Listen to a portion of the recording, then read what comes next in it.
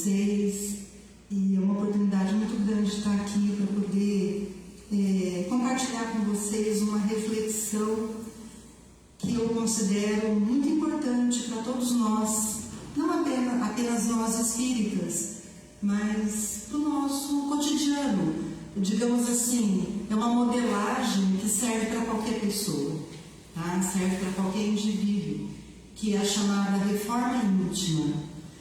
Esse assunto ele é muito comentado dentro das palestras espíritas, né, dos palestrantes, dos oradores, porque trata de um assunto assim bastante pertinente, tá? É um assunto que todo mundo precisa, eu, você, uma pessoa que convive com você, é uma coisa assim, não sei, eu sempre que eu ouço reforma íntima eu quero prestar atenção no que a pessoa pode abordar.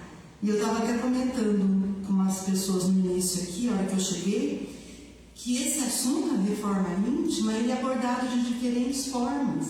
Se você quiser ficar numa palestra evangélica, você vai achar conteúdo. Se você quiser ficar na psicologia, você fica na psicologia e assim por diante, né? Então eu acabei fazendo uma mistura disso tudo. Então, para a gente discorrer sobre esse assunto, uma pergunta que eu gostaria de fazer para todos nós, né? Não precisa responder, só reflita comigo. O que costumamos aprender dentro da doutrina espírita? O que você vem fazer aqui, nessa casa de oração? Por que você frequenta essa casa de oração? Por que você assiste às palestras? Por que você procura os assuntos voltados para o Espiritismo?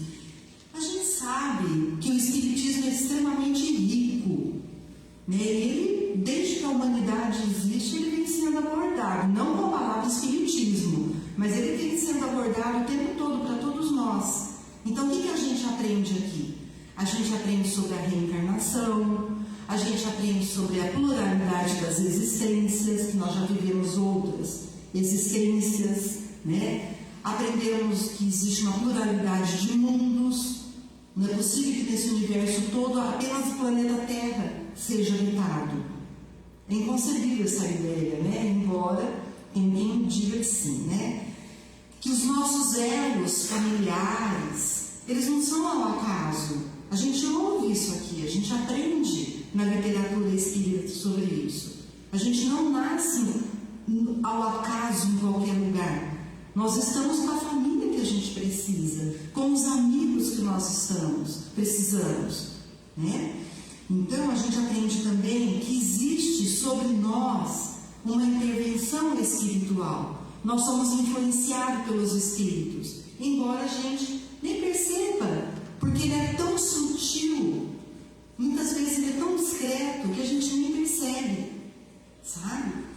E a gente aprende também sobre a mediunidade. Quantos de nós vieram parar nessa casa de oração por causa da sua mediunidade? A gente veio aprender a lidar com isso, muitas vezes, né? Uma fé raciocinada, que a gente não pode desanimar, enfim. Existem muitos e muitos e muitos conceitos e ensinamentos dentro de uma casa espírita séria, que segue o kardecismo. A gente tem muito a aprender.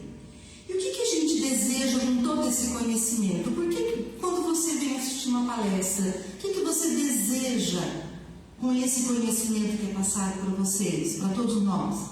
A progressão espiritual, né? A progressão moral. É isso que a gente pretende. A gente quer sair daqui melhor do que quando nós entramos. A gente deseja progredir, a gente precisa chegar à perfeição. Só que a perfeição é possível? A perfeição, segundo consta no Evangelho segundo o Espiritismo, né, que é uma das obras de Allan Kardec, lá no capítulo 17, no capítulo chamado Sedes Perfeitos, a gente vai encontrar os caracteres da perfeição. Kardec nos fala: sedes perfeitos como vosso Pai Celestial é perfeito. Perfeição absoluta é impossível, porque estaríamos nos equiparando a Deus. Seria então uma perfeição relativa. Nós não conseguimos chegar na perfeição absoluta, apenas na relativa. Só que Deus enviou o seu Filho Jesus Cristo para nos servir de modelo. Ele é o nosso modelo da perfeição, porque Deus é perfeito e tudo que Ele criou é perfeito. A natureza é perfeita, sabe? Então Jesus é o nosso modelo, é o que mais nos aproxima, né? O que vai nos aproximar da pessoa mais sim, seria Jesus Cristo. Mesmo assim, estamos longe-luz, né? Anos-luz atrás dele. Então Jesus falou assim: olha, para você ser perfeito, nessa perfeição relativa, você deve amar os vossos inimigos, fazer o bem aos que têm ódio e orar pelos que vos perseguem e caluniam. Eita, tarefa difícil, mas vamos tentando. Com isso mostra a essência da perfeição, que é a caridade na sua mais ampla concepção, que é a benevolência, a indulgência, o devotamento, o sacrifício. Isso está chegando perto da perfeição. É por isso que estamos aqui. E quando você vai embora, que você vem a uma casa espírita e você assiste uma palestra, você vai embora e você faz o que com esse conteúdo?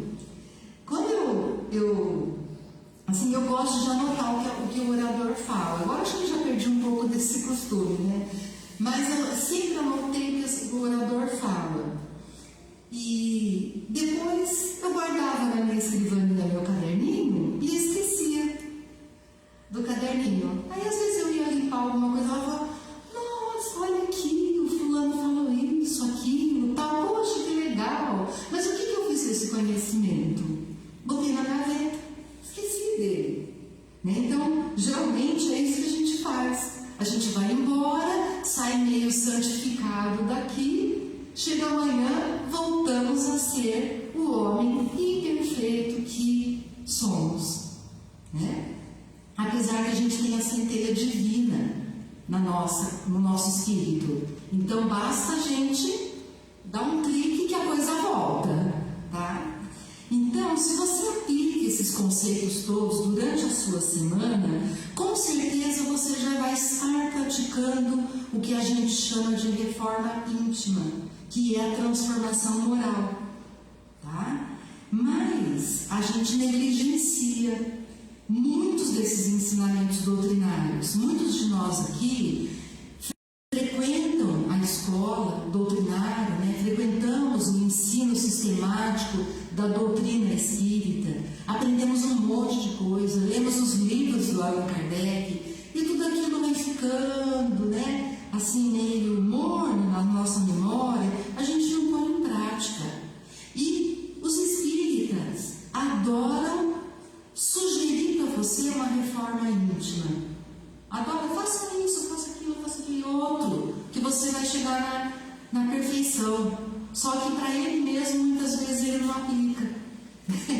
Então, muitas vezes, a gente põe na gaveta e esquece lá. Eu adoro falar para meus filhos: faz isso, faz aquilo, faz aquele outro. Só que eu mesma, que sou espírita, adoro estudar, às vezes não coloco na minha prática, na minha vivência, né? Então, veja bem, viver a prática religiosa apenas dentro da casa de oração é muito fácil, muito fácil. Em qualquer templo religioso, seja numa igreja católica, numa igreja evangélica, numa casa de umbanda, seja lá onde for, tá? Até no budismo, tudo, né? A gente vai negligenciando. Mesmo porque a gente tem um modo automático de vida. A gente vai no dia a dia, né, nos aplicando no modo automático, ligamos um piloto automático e esquecemos dessa relação com Deus, desse contrato divino que nós firmamos quando nós aceitamos vir para cá. Né? A gente não tem muito modo consciencial, que é o modo da consciência. Sabe, por que eu não posso maltratar uma pessoa? Por que eu não posso agredir a natureza?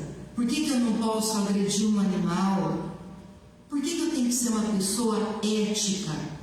Esse é o meu modo consciencial. Aqui dentro da Casa Espírita tem vários dizeres de Emmanuel, são todos edificantes. A gente tem que prestar atenção, né? A gente ignora aquela máxima que a gente está cansado de ouvir, que é o orar e vigiar. A gente tem que orar, vigiar, pedir aos espíritos amigos que nos mostrem o caminho reto, a linha reta de viver. A gente descuida das nossas vigilâncias, dos nossos atos. A gente faz alguma coisa e não presta muita atenção naquilo que a gente fez. E a gente esquece que existe uma lei chamada lei do retorno, que a justiça divina é impecável e que um dia eu vou voltar para acertar os ponteiros que eu deixei desajustados por aqui. Eu esqueço da lei da ação e reação. E essa lei, né, como diz nos ensinamentos espíritas, é uma lei que incentiva um comportamento ético, um comportamento consciente de todos nós. E essa lei está voltada para ciclos de ações positivas que beneficiam o indivíduo. Por isso, muitas vezes, se faz necessário, no nosso dia a dia, darmos um passinho para trás e prestarmos atenção na nossa compostura, sabe? Aquele de olhar e falar, poxa, será que eu agi certo no meu ambiente de trabalho, no trânsito, quando eu xinguei alguém porque fez alguma coisa errada, dentro de casa, sabe? É igual uma reforma de uma casa, por exemplo. Na sua casa, seja onde você vive, muitas vezes você olha assim, tem uma goteira, né? E você começa a prestar atenção e fala, puxa, eu preciso arrumar isso aqui. Só que para eu arrumar a goteira, eu vou ter que mexer no telhado, eu preciso de um projeto, eu preciso providenciar um material, eu preciso providenciar pessoas para executar esse projeto como um todo. E na nossa vida pessoal é que nem um projeto de construção civil, que muitas vezes precisa de uma reforma, sabe? Às vezes a gente está vendo algum vício que a gente tem, né? Um cigarrinho que a gente fala, só mais uma bebidinha alcoólica, só mais um golinho, né? Uma pessoa que a gente tem o hábito de maltratar, uma pessoa que a gente não acolhe dentro de casa, uma nora, um genro, por ciúmes, né? Por vaidade nossa, por orgulho, às vezes a gente não aceita aquela pessoa e começa a maltratá-la, né? Será que eu não estou precisando rever os meus, fazer um projetinho aqui, né? Rever o meu comportamento, rever como é que eu vou receber essa pessoa para melhorar o ambiente, a psicosfera da nossa casa? É um projeto. Nós temos um planejamento reencarnatório, um projeto reencarnatório. Ninguém vem a passeio aqui não. Ninguém tem que fazer turismo. A gente veio aqui para acertar, a gente veio aqui para progredir. Sabe qual é o nosso material que a gente vai usar para essa progressão? É o Evangelho de Jesus. A prática do Evangelho no lar é santificante, ele é edificante. É lá que nós encontramos o nosso estoque de material para a nossa reforma. É o Evangelho de Jesus, tá?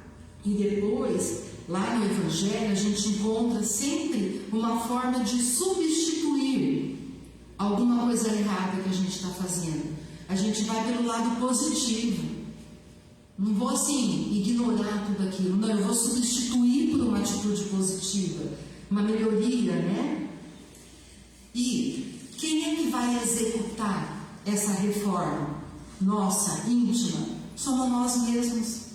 A gente não vai contratar nenhum prestador de serviço, infelizmente, né? Falar, ó, vou deixar aqui comigo, com você, a minha arrogância, depois eu passo aqui para pegar, tá? Você coloca no eixo aí para mim. Olha, sinto muito te informar, a reforma íntima é sua, é minha, tá? Esse material é meu, eu que tenho que modificar, né? Eu que tenho que estabelecer o roteiro edificante.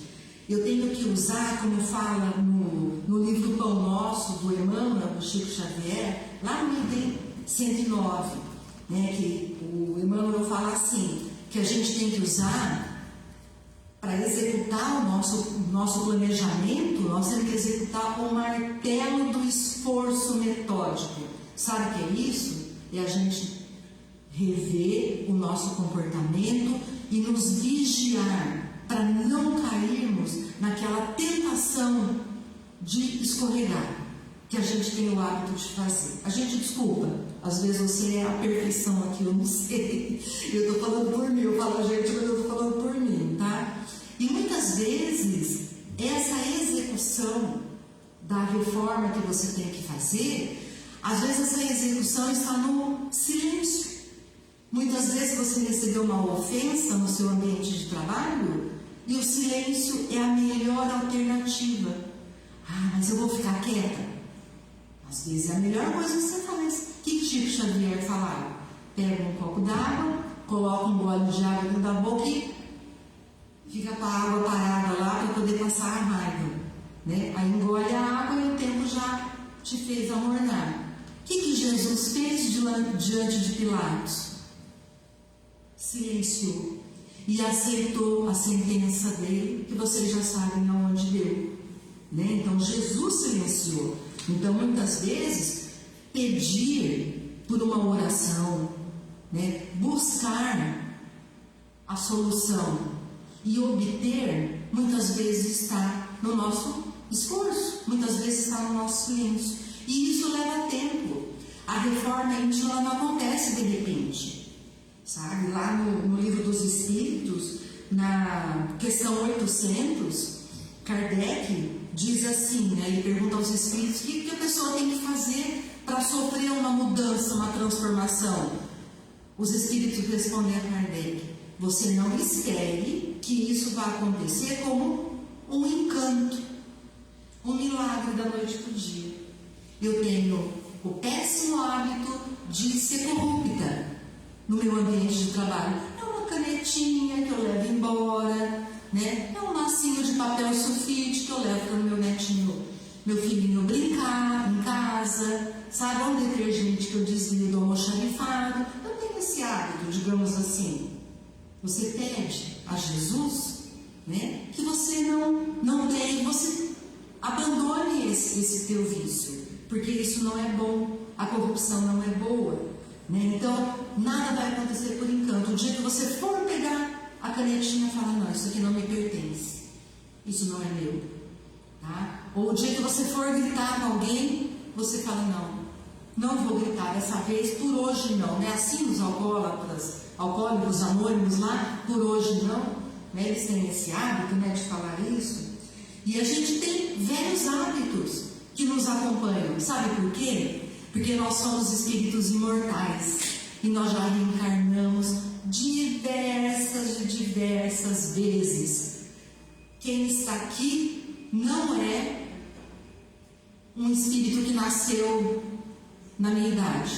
Vou deixar aí a interrogação. Né? Não nasceu comigo o meu espírito. O meu espírito é milenar. Eu já vi e voltei, errei e voltei, acertei e voltei, e assim vai, né? Então, até uma psicóloga falava assim: quando você for se deitar, lembre que você está levando com você no mínimo 7 pessoas. Quem são essas 7 pessoas? São pessoas que eu já fui, tá? Nós somos herdeiros de nós mesmos. O nosso comportamento, a nossa maneira de ser, não foi herdada hereditariamente falando pelo pai e pela mãe. Eu posso até parecer com pai, com mãe, às vezes filho adotivo, não se parece com os pais adotivos, porque pega o jeito, né? Pega-se o jeito, mas as imperfeições, elas não vêm de forma nenhuma pelo sangue, ela vem de nós mesmos. Por isso que vocês podem ouvir falar que somos herdeiros de nós mesmos. Nós trazemos uma multidão de pessoas conosco. Muitos dos nossos vícios, das nossas imperfeições, elas vêm com a gente por esse processo reencarnatório todo. As qualidades também, né? Vamos falar só que a gente tem defeito. Nós temos muitas virtudes também. Elas também são herdadas de nós mesmos. Afinal, a cada reencarnação, a gente dá um passinho para frente. Às vezes a gente dá uma estacionada, mas normalmente a gente dá um passinho para frente. Afinal, estamos no mundo de provas e expiações. O mundo está progredindo para a regeneração. E vamos junto. Mas quando se fala assim, regeneração planetária, vocês já ouviram falar nisso? A regeneração planetária não é o planeta Terra que vai sofrer toda a modificação. Não, somos nós. É agora. Embora leve tempo, é agora. Ainda dá tempo. Ainda a gente pode melhorar. Tá? O tempo não passou. E a gente, para trabalhar essa reforma íntima, é um trabalho processual. Ele ocorre por etapas, ele é demorado, né? Ele é difícil, ele pode causar dores, mas a gente não pode deixar, como diz a irmã Sidufo, né, através do psicógrafo chamado Vanderlei Oliveira, né, numa obra dela chamada Reforma Íntima Sem Martírio, ela fala assim, desculpa, estou saindo de um processo viral aqui, mas a garganta ainda está pegando. Ela fala assim, que a gente tem que, pode até sofrer dor na reforma íntima, alguma coisa que você tem muito apego, o orgulho, a vaidade, você pode até ter dificuldade para se abandonar aquilo lá, mas não sofra a ponto de ser um martírio e você vir a desistir. Ela fala isso pra gente. E tem um detalhe, como eu falei para vocês, a reforma íntima, ela é individual. Não adianta você querer mudar aquela pessoa que está convivendo. Às vezes você não se dá bem com a pessoa, fala, mas eu tenho que mudar esse sujeito. Não é possível conviver com ele. Calma lá. Ele não vai mudar nunca, principalmente vindo de você. Né? Quem tem que mudar é você. Sabe? Ninguém vai querer mudar porque está recebendo ordens, não. E aonde é o local que nós mais aplicamos a nossa reforma íntima?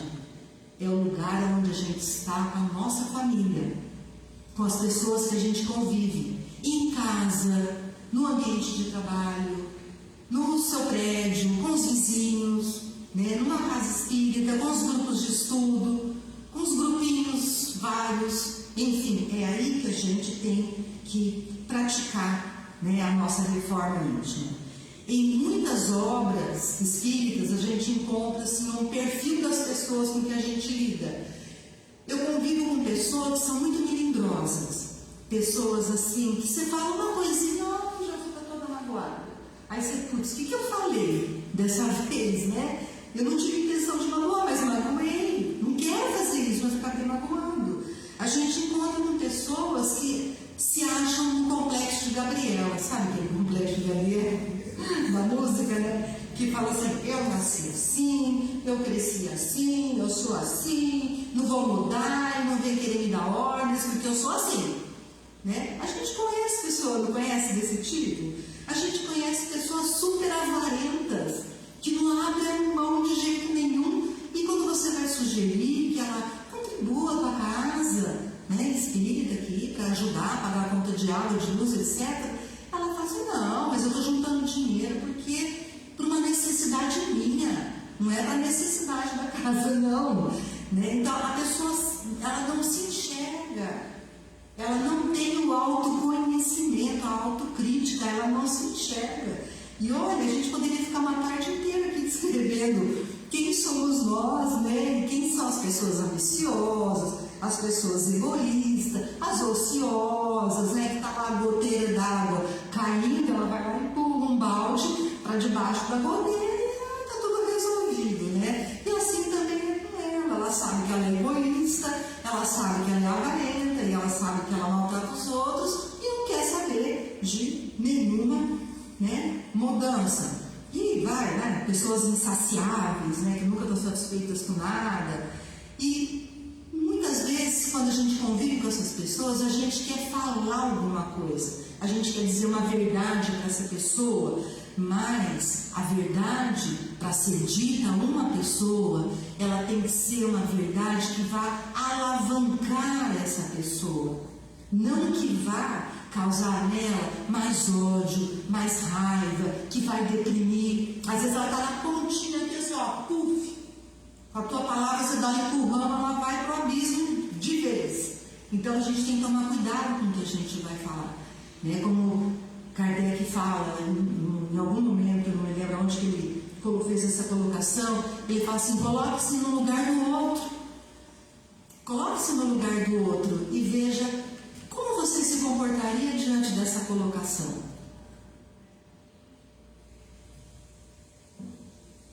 E, por isso é importante, né, como diz Hermance Dufault. Hermance Dufault foi uma mulher que depois ela veio ditar algumas obras, mais na área da psicologia, e ela veio através de um psicólogo chamado Vanderlei Oliveira, como eu comentei anteriormente. E ela foi uma das mulheres que ajudou a Kardec a escrever o Livro dos Espíritos. Tá? Ela viveu na época de Kardec. Então eu vou ler aqui, vocês me dão licença, um trecho do livro dela que eu achei muito interessante, que ela coloca assim, que a reforma íntima de profundidade exige vocação integral aos deveres da espiritualização, onde quer que sejamos, criando condições para vivências íntimas que assegurem comoções afetivas, revitalizadoras e motivadoras, a rumo vastos na ação e reação. É criação de condicionamentos mais elevados. Ou seja, Hermance Dufault está nos sugerindo que a gente nunca esqueça da criação divina que somos nós. Nós temos um corpo, mas dentro desse corpo, junto a esse corpo, nós temos uma criação de Deus que é o nosso espírito. A gente nunca pode se esquecer disso. A gente tem um contrato divino. Nós temos um contrato para honrar a nossa reencarnação. Nós fomos privilegiados de sermos escolhidos para estarmos aqui, no ambiente que precisamos, com a família que precisamos, na condição financeira que nós necessitávamos. Nós estamos num processo de resgate. Né? E Santo Agostinho, lá na questão 919 do Livro dos Espíritos, eu sugiro inclusive que vocês procurem essa pergunta para ler na íntegra a reflexão de Santo Agostinho, porque Kardec pergunta aos espíritos assim: qual é o meio prático e eficaz que tem o homem de se melhorar nesta vida e resistir à atração do mal? Quem respondeu a essa questão foi Santo Agostinho. Tá? E ele fala assim, primeiro, que existiu na antiguidade um filósofo, ele se referia a Sócrates, lá 400 anos antes de Cristo, que ele falou assim: conhece-te a ti mesmo. Ou seja, para você melhorar, conhece-te a ti mesmo. Veja quem é você. Conheça as tuas imperfeições. Temos muita dificuldade nesse assunto, né? Tem gente que não gosta nem de se olhar no espelho, quem dirá olhar para si próprio lá dentro e reconhecer. Então, Santo Agostinho sugere que ao final do dia, a gente, ao se deitar, você faça uma reflexão diante de você mesmo, pensando assim: onde eu errei hoje? A quem eu magoei? Se Jesus aparecer aqui, se Deus me chamar nessa noite para compor um espírito, né, na espiritualidade, digamos assim, né, se Ele me chamar para desencarnar essa noite, com quem eu vou me deparar na vida espiritual? Eu vou abaixar a cabeça de vergonha? Ou eu vou olhar nos olhos e dizer: que bom que eu tive essa oportunidade reencarnatória, que bom que eu pude ajudar o próximo? É isso que Santo Agostinho quer dizer, né? Porque o processo é longo, a gente sabe, a reforma íntima é uma educação amorosa conosco mesmo, é o auto-perdão, é chegar no final do dia e falar: meu Deus, perdoei aquela pessoa, eu furei a fila, eu levei a canetinha da casa, do meu trabalho embora, perdoe, eu ainda não quero mais fazer isso. E assim vai, é um processo gradual, é processual. E a gente tem muita dificuldade para começar essa reforma, né? Sabe por quê? Porque reina no nosso íntimo o orgulho, a vaidade. a prepotência, sabe? Principalmente dentro de casa. A gente tem orgulhoso, né? Dentro de casa a gente não quer reconhecer, não. E a gente acha que porque estamos numa família, a gente tem uma liberdade excessiva.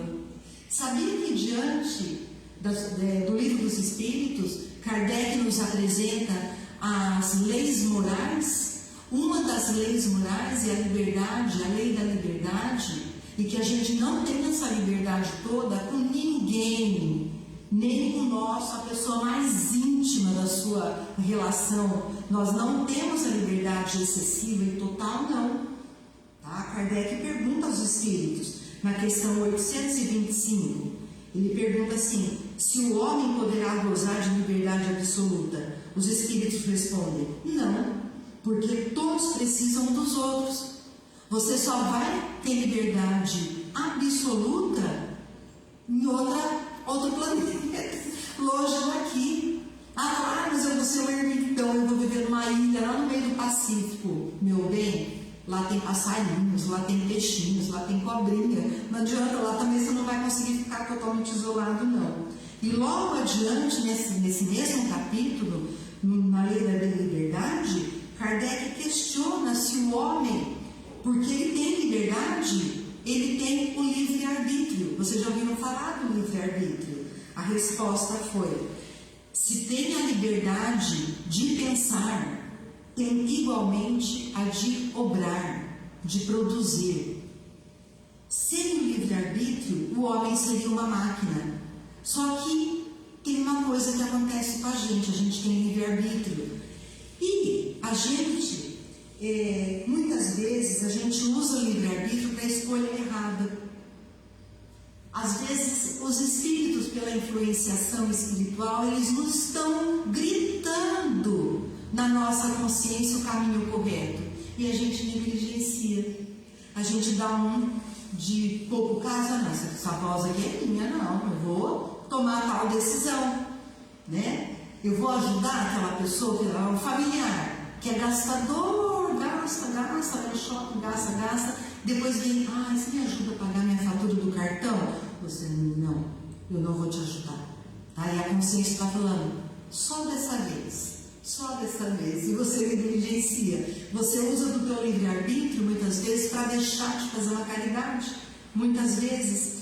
E assim foi com Paulo de Tarso. Paulo de Tarso, ele teve um conflito existencial muito grande, né, na vida dele, porque ele começou com Saulo de Tarso. Ele era perseguidor dos cristãos. Um dia ele estava a caminho de Damasco e ele estava perseguindo cristãos. No meio do caminho, Jesus apareceu para ele, ele levou um baita de um tombaço do cavalo, porque Jesus apareceu com aquela luz toda, ele se assustou, o cavalo assustou com aquela luz, derrubou Saulo, e Jesus chegou para ele naquela luz que deixou ele cego, literalmente cego, falou para ele: Saulo, Saulo, por que me persegues? E ele ficou assim, ele falou: meu Deus, Jesus, o que é que o Senhor quer que eu faça? A partir daquele momento ele sofreu a maior transformação da vida dele. Ele se tornou cristão. Ele deixou de ser perseguidor para ser o perseguido. É aquele momento que ele passa a ser chamado de Paulo de Tarso, né? E a partir daí ele sofreu muito. Ele foi preso, ele foi abandonado, ele foi deserdado pelo pai dele. A família não o reconhecia mais porque ele era um soldado romano, né, de uma alta patente e perseguidor de cristão, e ele passou a ser então o perseguido, né, pelos soldados romanos, né, pela guarda romana, e ele acabou então sofrendo muito. E ele, num dos exílios dele, numa das prisões, ele se dirige aos romanos e ele escreve uma carta aos romanos, e ele fala assim, ao longo do questionamento dele: não faço o bem que eu quero, mas o mal que eu não quero, esse eu faço. Por que o mal me encontra? Por que o mal me persegue, se eu não quero mais fazer o mal? Esse paradoxo, né, existencial dele entre o querer e o agir está entre a vontade e a prática. né? São conflitos íntimos que também existem em nós. Eu quero ajudar, mas eu não quero ajudar. E a consciência manda eu ajudar, né? É uma guerra contra a razão da justiça divina. A justiça divina fala que a gente tem que ser um exemplo de Paulo. Então eu falaria assim, né? Existe receita, igual uma receitinha qualquer? Faça isso, faça aquilo, siga por isso, siga por aquilo. Eu vou comprar um livro para me ensinar a ser perfeito. Livro não existe, receita não existe, mas existe sugestão. A doutrina espírita é o caminho certo para sugerir para a gente essa reforma íntima, essa transformação moral. Então, olha, a gente tem sempre, primeira coisa, não se revoltar pela nossa condição. Às vezes você está passando por um problema de saúde, um problema financeiro, uma questão de desemprego, uma depressão, enfim. Tantas coisas, né, nos acham, digamos assim, ou nós criamos, não sei bem, né? A gente tem que aceitar, é a primeira coisa. Aceitar com harmonia, com racionalidade, sem fazer mal a ninguém, se colocar no lugar do outro, é a aceitação, é a primeira coisa. Se nós ouvirmos a nossa consciência, isso vai nos ajudar muito, porque nós somos amparados pela espiritualidade. O nosso mentor, ele não dorme no ponto, ele está sempre nos auxiliando, ele está sempre nos ajudando e nos influenciando. Só que às vezes a gente ignora, a gente não quer ouvir, né? Se nós ouvíssemos a nossa consciência, se nós agíssemos retamente, nós íamos sofrer menos, com certeza. Amar ao próximo, né, como a si mesmo, evitar de fazer o mal, sabe? Trabalhar na harmonização. Não seja aquela pessoa em que numa reunião de família tem lá, hoje eu vou encontrar com 2 pessoas na família que estão se estranhando muito. Seja você aquela que vai apaziguar, aquela que vai tentar acalmar a situação, que vai harmonizar. Você faz pelo outro, mas na verdade você está fazendo por você. Você está se transformando, você está melhorando, você vai trazendo aquela harmonia dentro da nossa casa, né, dentro da psicosfera, você vai ajudando a todos. E uma coisa que a gente tem que fazer sempre é abandonar o nosso desculpismo. Sabe o que é o desculpismo? É a desculpa, do tipo assim, você está vendo lá na chamada do nosso lar que vai ter uma palestra que te interessa. Aí você fala, puxa, mas hoje está chovendo, né? Acho que hoje eu não vou não, sabe? Ou então, vem tomar um passe. Não vou não, estou com pressa para ir embora, eu não vou tomar um passe. Te convidam para um atendimento fraterno. Sei não, aquela ali vai me ouvir. Depois vai sair tagarelando por aí o que eu contei para ela. Sabe? Algumas coisas que você usa como desculpa. Então o teu amigo fala assim, puxa, vamos tomar um drinkzinho ali no bar, porque hoje eu estou super feliz. Então vamos. Né? Aí vai lá.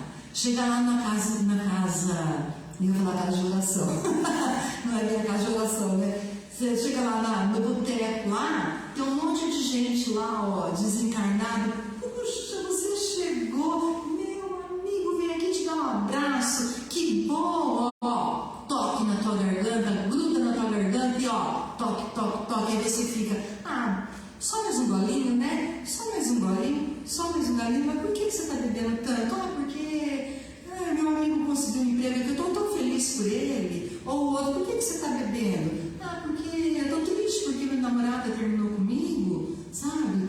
Eu estou triste porque, sei lá, meu casamento está acabando, aí eu vou beber. Ou então a amiga fala, vamos no shopping gastar? Aí fala assim, não posso, meu cartão de crédito já estourou. Não, vamos lá, né? Vamos lá, eu te peço no cartão, depois você me paga. Aí a pessoa vai, comete exageros. São os nossos vícios, as nossas imperfeições. A gente não é vigilante, sabe? A gente tem desculpa para tudo, para não melhorarmos, né? E uma outra coisa muito importante que o Chico Xavier nos falava sempre, que era abandonar a desculpa da preguiça, sabe, do tipo, vem fazer o estudo doutrinário, mas tem que estar toda tarde, toda quarta-feira à tarde lá, eu não vou não, sabe, não, dá para compromisso, né, eu não vou, mas quer melhorar como, né, quer melhorar como, por osmose não vem, não adianta você botar a cabeça no livro lá e esperar que alguma coisa aconteça, você tem que abrir o livro e botar o olho nele, né. Chico Xavier nos falava assim, trabalhar, era essa a recomendação dele, né? E se a gente tentar tudo isso, já é um baita de um começo.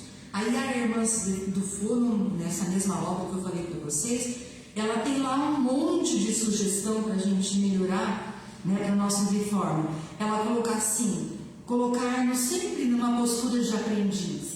Vem aqui você puxa vida, já escutei essa palestra semana passada, né? Mas quem sabe se deu uma cochilada na palestra e agora você não vai ouvir um trechinho que você não tinha escutado. Observação de si mesmo, renunciar a ambientes que não são edificantes, sabe? Como casas que não são de boas meninas, como dizia meu pai. Casas que não te oferecem, assim, coisas edificantes, sabe? As bebidas, né? Festas aonde não vai ter boa coisa, a corrupção, se afastar desses ambientes, nos perdoar, aceitar as nossas faltas, né? As nossas sombras. A gente tem muita sombra que está escondidinha lá no nosso íntimo, né? Socializar-se com grupos edificantes, procurar sempre melhorar, né? Lembrar sempre da caridade. E, de novo, eu sugiro a questão 919 do Livro dos Espíritos, que é maravilhosa, aquela reflexão de Santo Agostinho, né? Falando para você fazer essa análise. E, nas nossas preces, pedir a espiritualidade amiga que nos mostre, que nos ajude no nosso livre-arbítrio a achar aquele caminho que é o mais adequado para nós. A espiritualidade vai nos atender. Eu tenho certeza que ela vai nos atender. E pedir a Jesus que brilhe a nossa luz, né? Porque luz todos nós temos, tá? Todos nós temos a centelha divina. Nós só precisamos lembrar de dar o clique nela, tá certo? Espero que a minha reflexão seja de vocês também, né? Pegar alguma coisa dessa essência aqui para a gente se melhorar. Então agora eu convido a todos que tomem uma postura edificante, né? Se acertem nas cadeiras, fechem os olhos, elevamos o pensamento à espiritualidade amiga, a Jesus, ao mentor desta casa, aos nossos mentores, agradecendo por essa oportunidade de estarmos aqui num dia tão maravilhoso, de termos tido saúde para estarmos aqui, dispostos a ouvir as palavras, a receber o passe, né, da espiritualidade amiga, dos amigos voluntários, pedindo a bênção e que Jesus nos abençoe, que a gente retorne para casa melhor do que nós chegamos aqui e nos incentive que ao longo dessa semana, até a próxima oportunidade de estarmos aqui novamente, que a gente tenha atitudes edificantes. Que assim seja. Muito obrigada e um bom final de dia para todos. Que assim seja. Agora vocês vão ser chamados para o passe. Obrigada. Você liga a Sim. Deixa eu ver. Você vem aqui? Pessoal, então, a nossa palestra maravilhosa. Agradecendo a Cláudia. E vamos aguardar nossos lugares, os seus lugares serão chamados para o passe.